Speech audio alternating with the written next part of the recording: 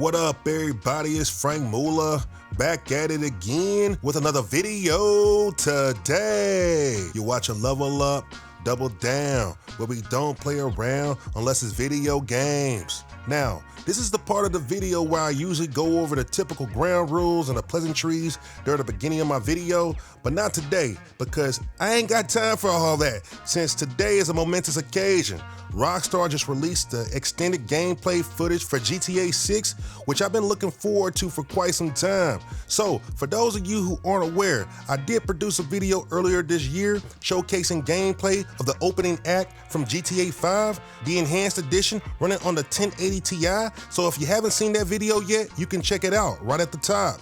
So on today's episode, I wanted to go over my early impressions regarding the gameplay footage of GTA 6 that debuted on Netflix, courtesy of Rockstar. Starting out with the initial scene at the beginning of the gameplay walkthrough, we encounter a mission where both Jason and Lucia are doing a pickup for some dude named Booby. Typical nickname for a black dude with dreads in his head out of South Florida. Now, going in, I'm noticing the character models are looking off the freaking chain. In my opinion, this looks better than Disney, Pixar, and DreamWorks CGI, and when you talk about fidelity and quality textures, Rockstar did a hell of a job emulating real life. As you can see, they weren't going for hyperrealism, but damn, they're close to it. As Jason and Lucia approach Raymond, who I'm assuming is a capo, some dude happens to call out Raymond while they're trying to pick up the duffel bag, and it happens to be another guy named Ernesto. And he pretty much set up Raymond so his spot gets ambushed by SWAT, and they swarm in without notice. Now, the hood kicks in and the shootout ensues, but notice how the light source changes when Jason is walking out of the dark room into a more illuminated room during a gunfight with SWAT? Those minor details are what I like based on what I've seen so far from this extended gameplay footage.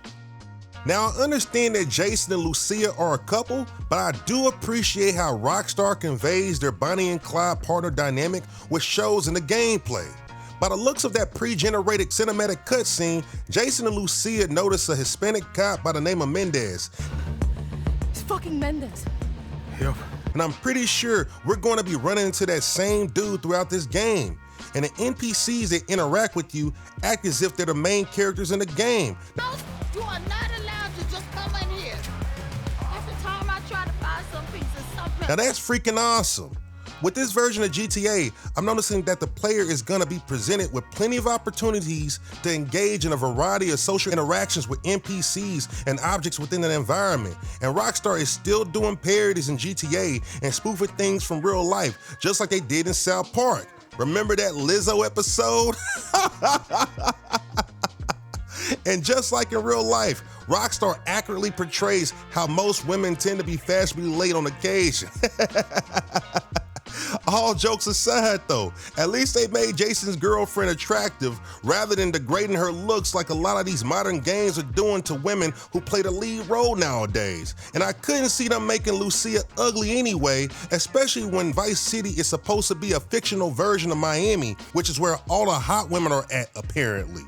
Now I don't mind GTA 6 giving us a bunch of side quests to do all of that and allow us to take a break from the main mission while having fun doing social activities. However, I'm hoping that they're not going to be forced or become a requirement as part of the main mission, because those type of gameplay mechanics are definitely a turnoff. For example, like in Spider-Man 2. So, for anyone who's ever played that game, you understand what I'm talking about. The point is, for the most part, it looks like they have a plethora of recreational activities that you're able to do with the types of side quests that are available. I'm really excited about how one of these side quests allow you to go to the strip club and make it rain. And another one where you get to go drag racing on the track. I swear this extended gameplay footage has so much going on that I'm constantly being distracted, especially when they start injecting cutscenes from other parts of the game, which already has me hyped up for the release date of this game. Good thing I don't got ADHD though. And don't get me started on Jason and Lucia's crime sprees throughout the city.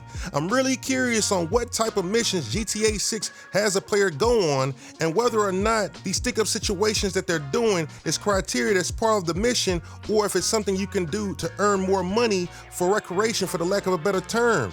Now, one thing that has been problematic since the early days of GTA, from my own recollection, has been the steering while you drive. So I'm hoping that Rockstar has improved upon the intuitiveness of that, because the cars I've seen look pretty good, and I'm curious to know if each of them have their own quirks about them that differentiates them apart from the other vehicles that you're able to drive in the game.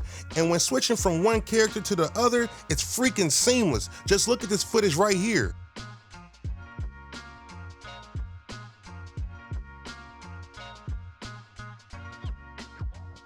Now, this wouldn't be GTA without any police chases. Case in point, the cops are in hot pursuit and you're having a shootout in order for them to lose your tail. Talk about epic gunplay design and combat. And I'm also noticing that Rockstar still went with the iFruit phones from GTA 5.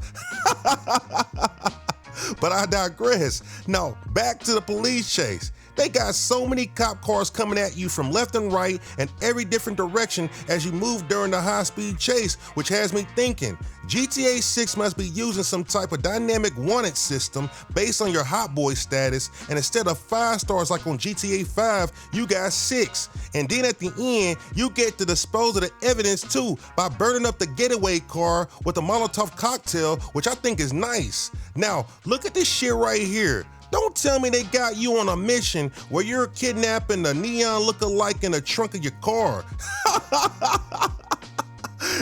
And dude is literally hanging out of the trunk of your car while you're on a high-speed chase, and dude is live in front of all of his followers on social media.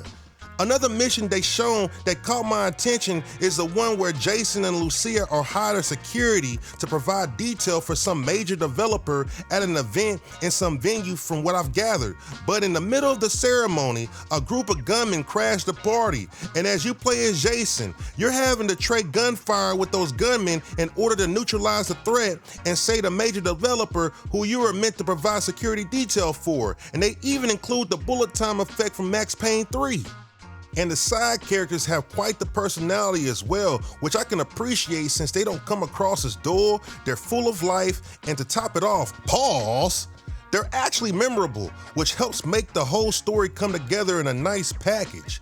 Even better, you get to see so much culture during your social life in the environment. The NPCs are alive and they're very interactive. There's just so much to the nightlife and Leonida that Rockstar was able to convey in GTA 6. This is so unreal. You get to party like a rockstar, pun intended, while having drinks in the club in the VIP section. Just being able to see what the nightlife environment looks like while engaging in social interactions and gatherings takes role playing to a whole nother level, which helps role building in GTA 6. Speaking of culture, the vibes are very Latino heavy in this game, and I think the game portrays it very well, especially when it comes to all the big booty Latinas you get to see in this one scene. And on a side note, to all the folks who was crying online because Rockstar decided to allow GTA 6 to be paywalled behind Netflix, y'all complain too much. To be honest, Rockstar don't owe you shit, and if you're broke, just say that.